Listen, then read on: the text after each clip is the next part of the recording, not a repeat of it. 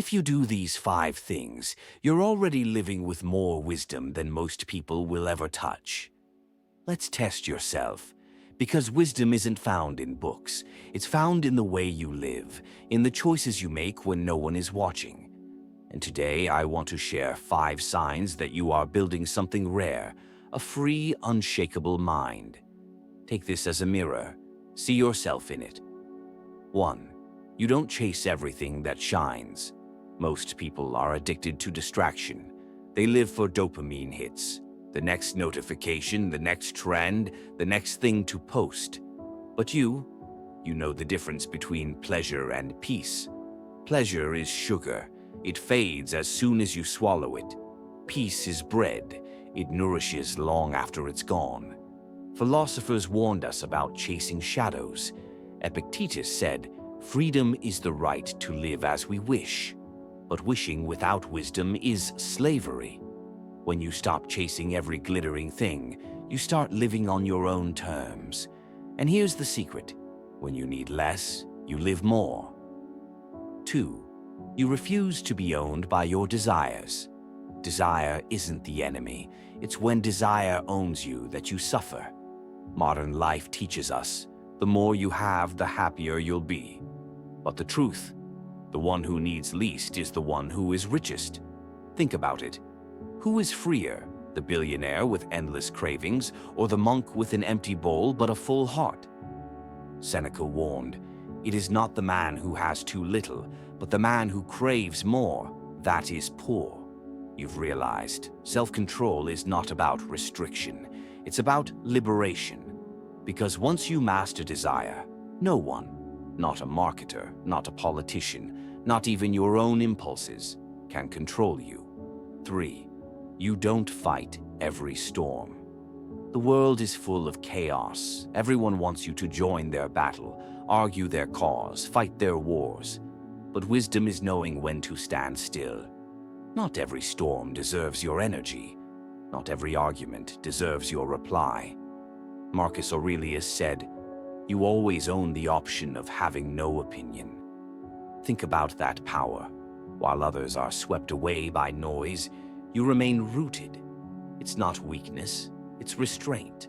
And restraint is strength. Time is the one thing we can never buy back. Yet most people spend it like it's infinite. They scroll, they gossip, they chase trends, they waste years waiting for someday. But you guard your minutes like treasure. You know that time isn't money, it's life. The Stoics saw time as the most valuable possession. Seneca wrote, "It is not that we have a short time to live, but that we waste a lot of it." And when you live with this awareness, every moment becomes sharper. You stop sleepwalking through life and start living deliberately. 5. You've stopped seeking applause. Most people live for approval. They dress for it, they post for it, they even think for it. But you've stopped playing that game. You know the crowd is loud, but their memory is short. Instead of chasing applause, you live for alignment. Alignment with your principles, your values, your inner compass. The Stoics called this living in accordance with nature. Buddhists call it right livelihood. Today we might just call it integrity. Because true success is not how many notice you, it's how true you remain to yourself. The separation. These 5 choices may seem small, but together they separate you from the crowd. While most are tossed around by impulse, opinion, and fear, you are building something rarer, a mind that cannot be enslaved. This is what the philosophers meant by freedom. Not the freedom to do anything, but the freedom to resist everything that would control you. Why this matters today? Look around. Most people are tired, anxious, restless. They think the answer is more money, more followers, more recognition. But the paradox is this: the less you need, the freer you become. When you let go of what you can't control, you gain what you always wanted: peace. When you master your response, you master your life. When you stop running after shadows, you finally stand in the light.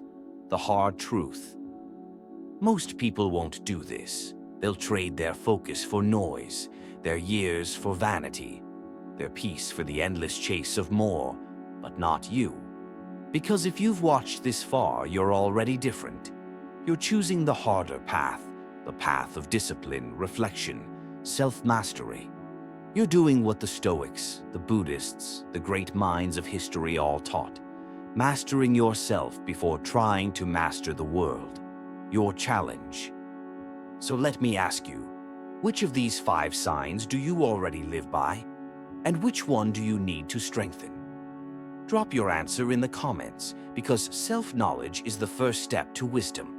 And if you're ready to keep testing yourself, subscribe. This isn't just a channel. This is your training ground. Every video is another test, another mirror, another step toward freedom. The choice is yours.